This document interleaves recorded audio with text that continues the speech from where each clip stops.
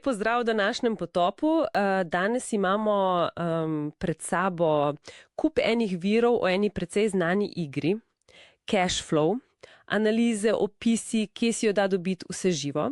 In kaj bomo danes? Ja, razpakirali bomo to igro, kaj točno je, zakaj jo je Robert Kiyosaki, tisti iz Bogatega očka, sploh naredil, kako se igra, pa kaj nas naj bi naučila o financah. Poglejmo, če je res lahko orodje za neko finančno preobrazbo.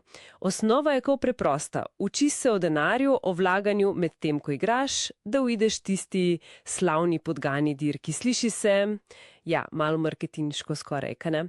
Kako naj bi ena družabna igra res spremenila pogled na denar? No vidiš, ful zanimivo je to, da igra direktno izhaja iz Kiyosakijeve kritike. On pač pravi, da nas šole učijo biti dobri zaposleni, ne pa kako z denarjem ravnati. In tole je potem njegova gamifikacija financ.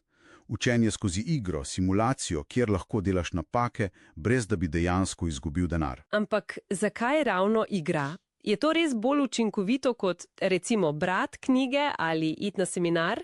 Ja, ključno je to, da si aktiven. Ne samo poslušaš ali bereš.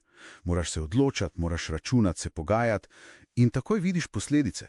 Pa še tisti čustveni del, a veš, navdušenje, ko ti uspe, pa strah pred izgubo. Vse to doživiš, ampak na varnem. Ok, dobro. Pojdimo na mehaniko. Začnemo vsi v tej podgani dirki. Kaj to v igri pomeni? Ja, podganja dirka je pač simbol za tisto klasično življenje. Hodiš v službo, dobiš kartico poklica, tam piše dohodek, stroški. Dobiš plačo, plačaš račune in tako okrog, mesec za mesecem. Kot hrček na kolesu. Točno. In cilj na tej prvi stopnji igre je, da ustvariš dovolj pasivnega dohodka. Se pravi dohodka, za katerega ne delaš aktivno vsak dan. Iz naložb, recimo. Tako, iz naložb. In ta pasivni dohodek mora postati višji od tvojih mesečnih stroškov. In ko ti to uspe? Takrat si zmagal prvo rundo, lahko bi rekli. Pobegneš iz te podganske dirke na hitro stezo. To je drug del plošče. In tam se igra spremeni. Večji posli, večji zneski. Cilj pa postane doseči pravo finančno svobodo ali pa uresničiti svoje sanje, ki si jih na začetku izbereš.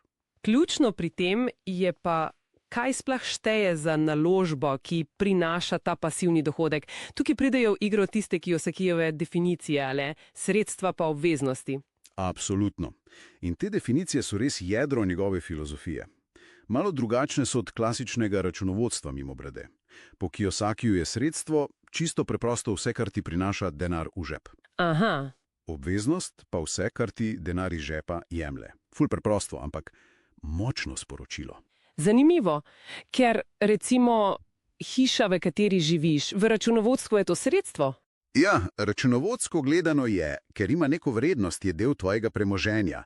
Ampak Kiyosakija nima samo denarni tok, cash flow. Če tvoja hiša ne prinaša dohodka, recimo, če je ne oddajaš, ampak imaš z njo samo stroške, posojilo, vzdrževanje. Potem ti denar jemlje. Točno. Po njegovi definiciji je torej obveznost. In igra te sili v to razmišljanje. Poudarek je na nabiranju sredstev, ki generirajo pasivni dohodek. Delnice z dividendami, najemniške nepremičnine, kakšne licenčnine. In igra to simulira s kartami, ki jih vlečemo. Razne priložnosti pa dogodki. Tako nekako, ja. Imaš karte, majhen posel pa velik posel, to so naložbene priložnosti, potem karte trg, ki prinesejo neke nepričakovane spremembe, ki vplivajo na tvoje naložbe. Lahko gor, lahko dol. Kaj pa ovire? Življenje ni samo priložnost. Seveda.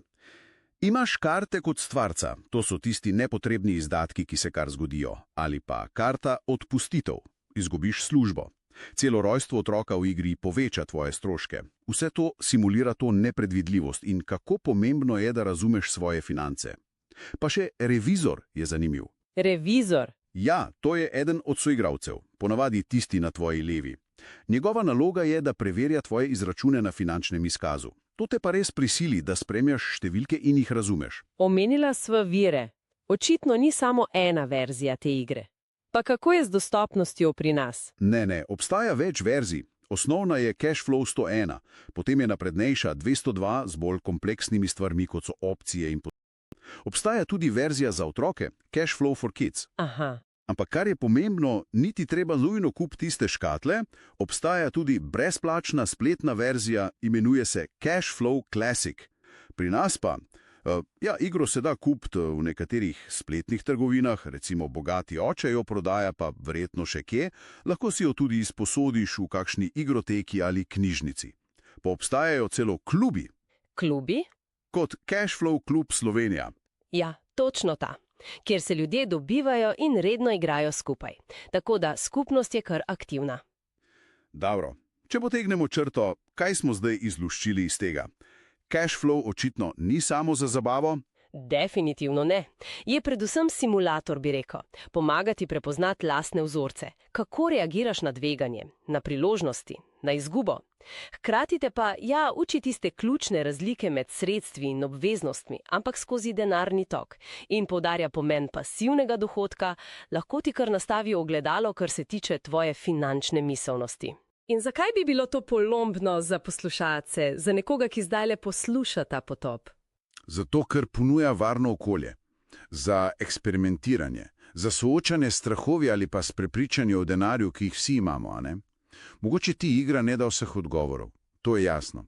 Ampak lahko spodbudi ključna vprašanja v lastnih navadah. Lahko je nek prvi korak temu, da začneš razmišljati malo drugače, bolj kot vlagatelj, manj samo kot zaposleni. Kar pa mogoče odpira eno zanimivo vprašanje za konec za razmislek.